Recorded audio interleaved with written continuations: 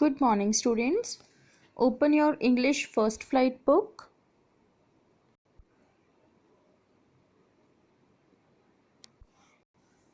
Today we will start our first poem of our book, First Flight. The name of our poem is Dust of Snow, written by Robert Frost. This is a very short poem. There are only 2 stanzas. Firstly, we will discuss its difficult words and then the explanation of our poem and then its literary devices also. So students, first of all we will see its glossary. First one is hemlock. Hemlock tree is a poisonous plant or tree with small white flowers. And second one is root, held in regret. Now we will start reading our poem. The way a crow shook down on me the dust of snow from a hemlock tree. First of all, hemlock tree is a poisonous plant or tree with small white flowers. Here you can see the image of tree loaded with snow. This is quite similar to a Christmas tree or a pine tree whose branches are very soft, and this hemlock tree is a poisonous tree. That's why it is identified as a symbol of sadness, darkness and despair and linked with all sorrows. Similarly, crow is also considered as a bad omen. And here also the crow in this poem also symbolizes an agent of fear or death. Poet is creating a scene of despair, sadness and doom. Here he says that there was a crow who was sitting on a hemlock tree. There was a crow who was sitting on a hemlock tree, just like you can see here, and the tree was covered with snow. This snow falls down on the poet due to the movement of the crow. So he is saying that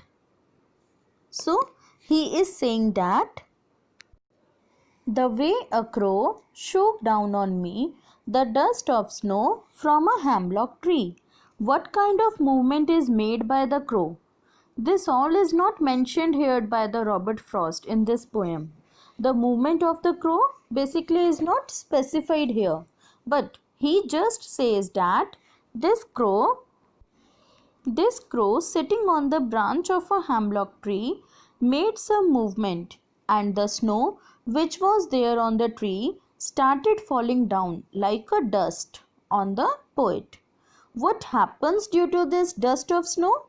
We will read it in our second stanza, but this snow leads to some impact on the poet. Now before we move on to the second stanza, we will discuss the literary devices used in this stanza.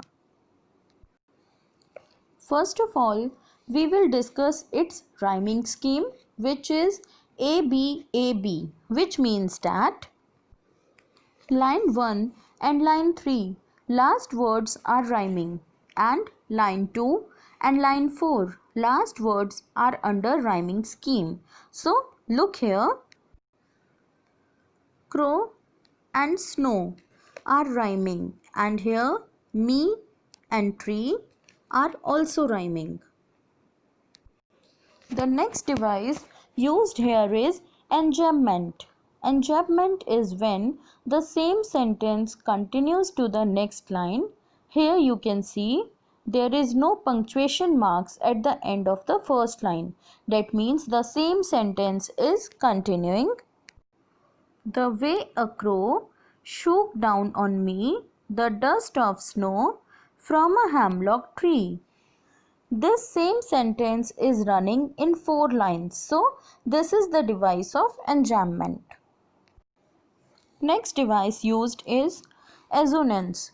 If one same vowel sound is repeating in closely connected words, whether in beginning or at the end of a line or sentence, this is an assonance.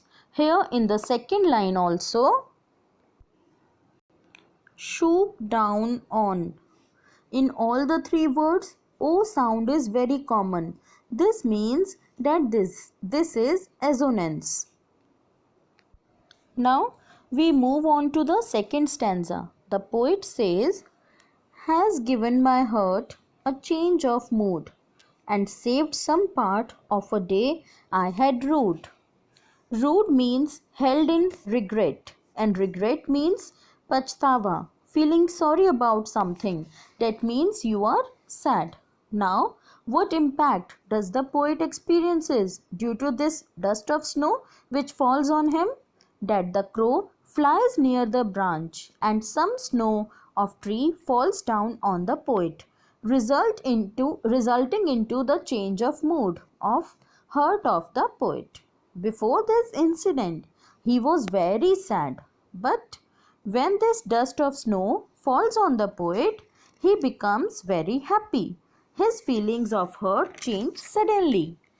Now, here the poet is saying that there was a poisonous tree, hemlock tree, and a crow was sitting on its branch, and crow is considered as a bad omen or inauspicious, but then also the sad mood of the poet suddenly changed to a happy mood. He became very happy. Now, here the poet is saying that we should not take anything for granted, that this is the symbol of sadness, then something bad or wrong will definitely happen. Sometimes bad symbols are also very good for us. So, we should always have a positive state of mind. Now, we will discuss the literary devices of this second stanza. Again, the rhyming scheme is CD CD. Here it is in the continuation. That's why we have given it CD CD. Line 5 and 7 last words are rhyming, and line 6 and 8 last words are rhyming. Hurt and part are rhyming, and mood and rude are also rhyming. Again, here also we can see enjambment. The same sentence is continuing in all the lines. Has given my heart a change of mood and saved some part of a day I had rued. The next device in this stanza is alliteration. Alliteration is the repetition of a consonance sound at the beginning of two or more consecutive or closely connected words. Now here in the fifth line, has, hurt, H sound is repeating. These words are far, but this is alliteration because the starting alphabets of these words are same. Then there is alliteration in line 7 also, saved and some. S sound is repeating. Then we can see consonants also. Consonants means when a consonant is repeating, but sometimes at the beginning or middle or at the end of a line. Then that device is called consonance. So here in the last line, they had rude. Here D sound is repeating. So here D is in beginning and at the end of a line. Then this is consonance. So with this we come to an end of this poem. I hope you all have understood the meaning of the poem, literary devices, or all which have used here. If there is any doubt, you can contact me. Thank you, children.